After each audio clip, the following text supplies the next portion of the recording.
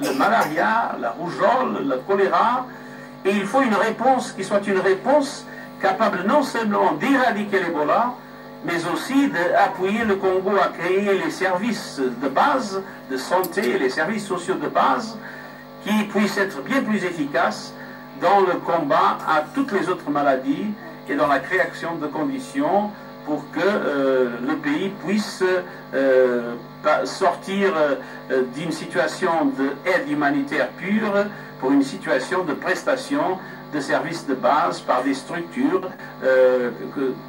contrôlées ou coordonnées par l'État congolais.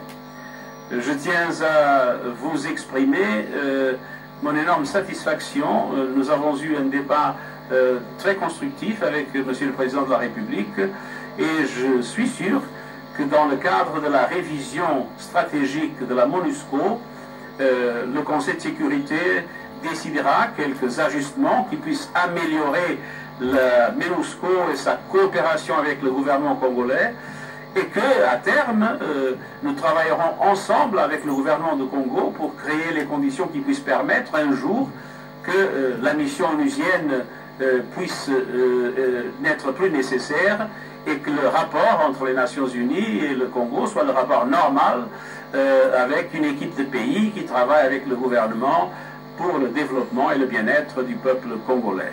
Mais pour le moment, nous restons engagés avec la République démocratique du Congo et je dois dire d'une façon très claire, les Nations Unies n'abandonneront pas le peuple congolais. Merci, Monsieur le Secrétaire Général des Nations Unies. Alors nous passons aux questions. Actu CD, Yvan Kassongo.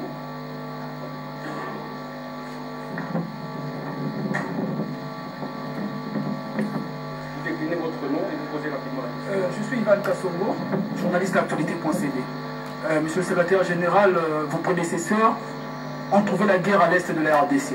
Pardon? Vos prédécesseurs ont trouvé la guerre à l'est de la RDC.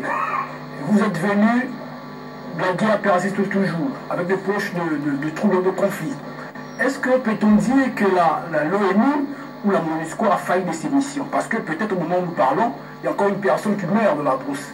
Est-ce que, ou quels sont le mécanisme que vous préconisez actuellement pour que cette fois-ci, la lutte que la MONUSCO va soutenir le gouvernement soit très efficace pour éradiquer l'insécurité en RDC?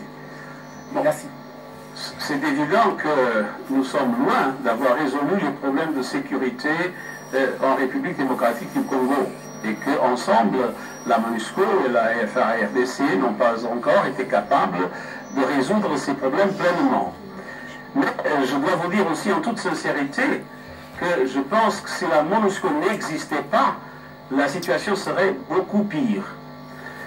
En tout cas, un des résultats de cette visite, c'est la décision que nous avons prise en coopération avec M. le Président de la République, que non seulement nous allons renforcer la capacité d'opération de la MONUSCO, notamment face à l'ADF, mais que nous allons renforcer la coopération entre la MONUSCO et les forces armées de la République démocratique du Congo pour être plus efficaces dans la réponse face aux actes terroristes qui sont inacceptables, qui sont intolérables et que font souffrir énormément les populations. Alors, il ne faut pas oublier que 27 soldats onusiens sont déjà tombés dans la lutte contre l'ADF. On ne va commencer à partir de rien, mais on va tout faire pour améliorer ce qu'on fait et améliorer notre coordination avec les forces armées de la République démocratique du Congo pour faire face d'une façon plus efficace à la menace du terrorisme. Pour la Voix de l'Amérique, Anastasie. Monsieur le Secrétaire Général, Anastasie Toudéché, Voix de l'Amérique, vous avez appelé avec beaucoup d'énergie les bailleurs de fonds à tenir leurs promesses, et en particulier depuis que vous êtes en RDC. Comment pensez-vous vous y prendre pour vous assurer qu'ils le feront? Et s'ils ne le font pas, avez-vous prévu un plan B?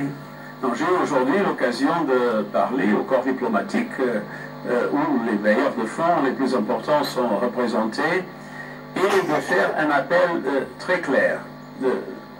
Premièrement, dans le domaine de l'Ebola, il faut reconnaître que les engagements pris par les pays